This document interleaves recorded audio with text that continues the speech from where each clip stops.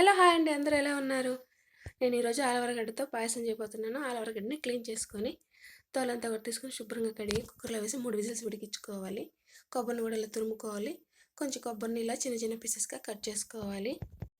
తురుముకున్న కొబ్బరిని మెత్తగా నూరుకొని ఇలా వడగట్టుకొని పాలను తీసుకోవాలి.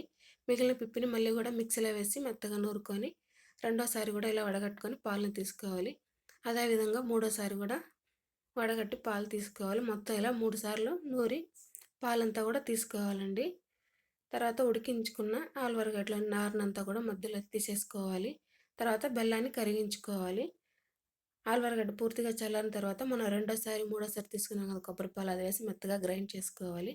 తర్వాత స్టవ్ వెలిగించి కడాయి పెట్టుకొని నెయ్యి వేసుకొని పచ్చి కొబ్బరిని అందులో వేసుకోవాలి. పచ్చి కొబ్బరి వేగిన తర్వాత డ్రై ఫ్రూట్స్ అన్నింటిని కూడా అందులో వేసి అన్నింటిని బాగా కలుపుకోవాలి.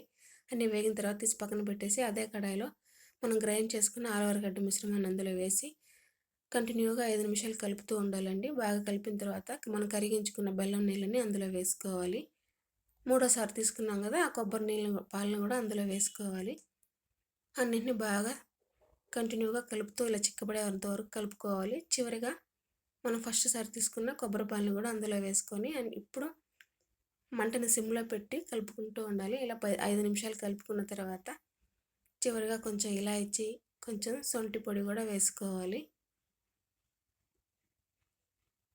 ఈ విధంగా అయితే చాలండి. చల్లారే కొద్దీ ఇంకా చిక్కబడుతూ ఉంటుంది.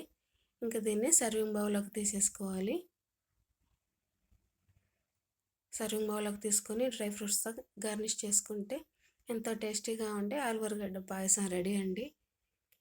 ఇది పిల్లలకి చాలా బాగా నచ్చుతుంది. తప్పకుండా ట్రై చేయండి.